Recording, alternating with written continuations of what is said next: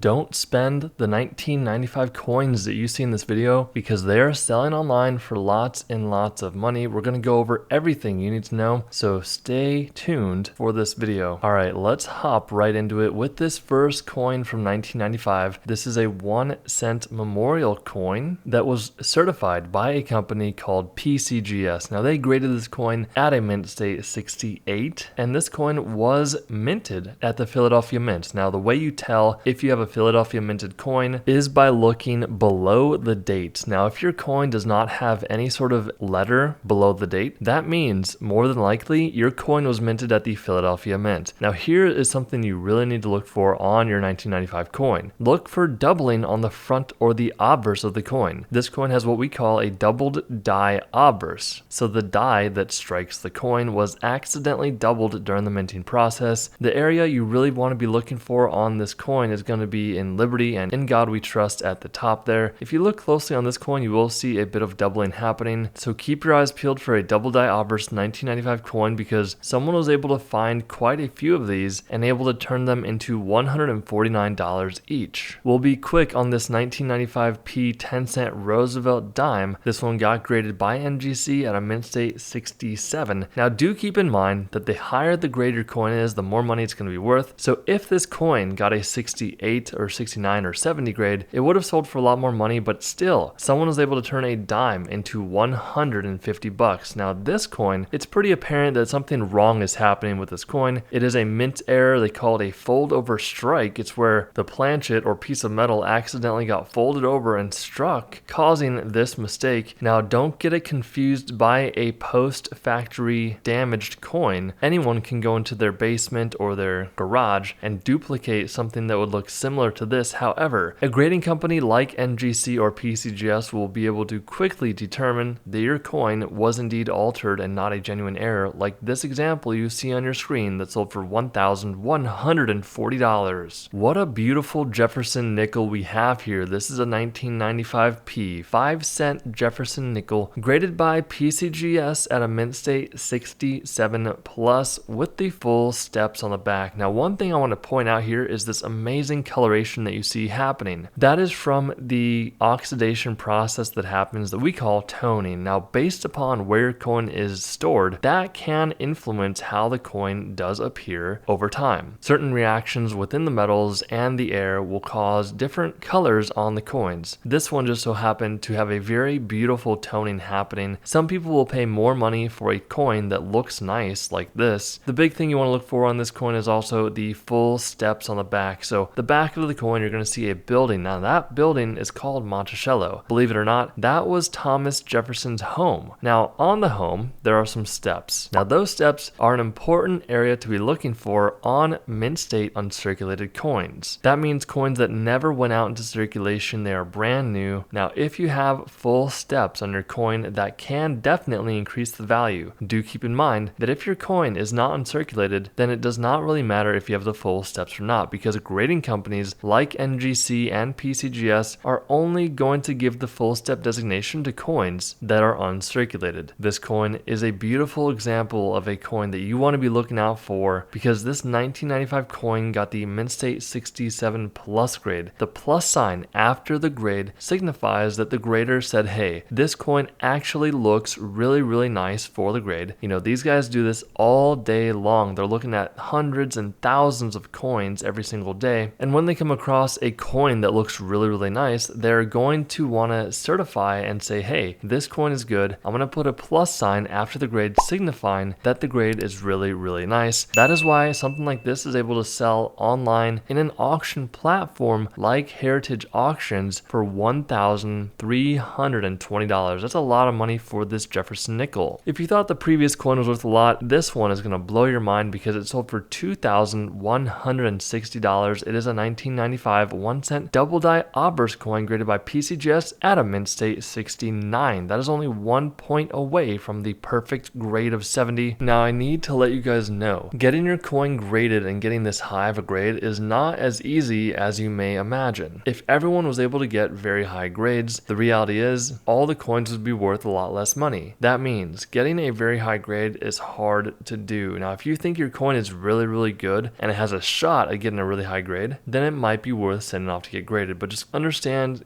don't get your expectations up too high, because the last thing you want to do is send your coin off, think that you're going to get a 68 or 69, and you end up getting a 62 or a 63. Most people that send their coins off to get graded, they know what they're doing, or they just have a very, very nice collection and they know it's going to grade very highly. Some of this stuff just takes a lot of time and effort and practice before you get really good at grading. Now, what we've done is we've made a completely free coin currency ebook down below that you can get, no strings attached. You can get that free ebook down below. It's going to help you learn how to grade the values of your coins, how to handle your coins so you don't damage them and decrease their value. But the big thing here is going to be that grade. So if this coin would have graded at a 70, which is the perfect grade, it would have sold for probably $5,000 to $10,000. But because it got the 69 grade, it sold for $2,160. And again, this one has the double die obverse on it, so look out for the DDO. $3,120 for this 1995D 1 cent coin. This one also got the mint state 69 grade, except this one's not a double die obverse, but it is a Denver minted coin. So depending on which mint your coin was made at can dictate how many were produced. So typically speaking, Philadelphia issues the most amount of coins, followed by Denver and then San Francisco with the least amount of coins. Now that's not always the case, but in this instance, it seems like the Denver minted coins are bringing more money than their Philadelphia issued counterparts. Now, a lot of people ask us, where do you sell your coin? And if you've watched up until this point, I'm glad that you stuck around. Here is what I would recommend doing. If you want to sell your coin, the first thing I would do is get the opinion of at least 3 different coin shop owners or coin experts. You want to see how much your coin is worth. Now, if they all tell you the same thing, they're probably telling you the truth, and your coin is likely not rare. But if they do say that it's rare, then what you can do is a few things. You can sell it directly to them at a bit of a discount or a markdown. That way they can still make money, right? Because they are a business. They have overhead costs like employees to pay and rent to pay. So they need to make a little bit of money. Now, if you want to cut out the middleman and sell directly to retail, what I would recommend is either going through heritage auctions or selling directly on eBay. The only downside with eBay is you're dealing with the public, and you need to make sure that the coin is shipped safely and actually get the coin. So that's why I recommend selling the coin quickly to a coin shop owner if you don't want to go through all the hassle. But if you want to maximize the value, probably selling it on a platform like eBay or Facebook Marketplace or a Facebook forum might be the best way, but it's going to take more time. It's not going to be super quick. Whereas you have more liquidity just selling quickly to a coin shop owner. Now, if your coin is worth thousands and thousands of dollars and it's graded already, then it may be worth sending off to heritage auctions. You can contact them. They will help you out, get your coin listed on one of their auctions. Now, they will take a cut because that's how they make their money, but it's probably going to be worth it depending on the type of coin that you have. Once again, this coin sold for $3,120. Here we have a 1995 P or Philadelphia issued 25-cent Washington quarter. This one graded by PCGS at a mint state 68, and it sold for $3,600. Just a very nice coin here all around with a very high grade. Not much else to say about this coin outside of the fact that it graded very, very highly, and that is why it sold for $3,600. Here we have a 1995 no mint mark 1 cent coin graded by PCGS at a mint state 69. Now this coin sold for $8,400. That's a lot of money for this coin, and it really just comes down to the grade. These people that are buying the coins, they really have deep pockets and they want to get their hands on the highest grade possible. It might seem a bit silly, but this is what they want. This is what they want in their collection, and they're willing to pay whatever it takes. Think about this. You have 2 very wealthy individuals that want a specific coin, and they are both bidding on this specific item. They're going to bid until one of them taps out and the other one wins. That is more than likely what happened in this instance. Also understand that market timing is very important. When you sell your coin can be just as important as the avenues you take where to sell them. Once again, this coin sold for $8,400. We do hope you enjoyed this video. Make sure to pick up your completely free coin and currency ebook down below, and we will see you in the next video.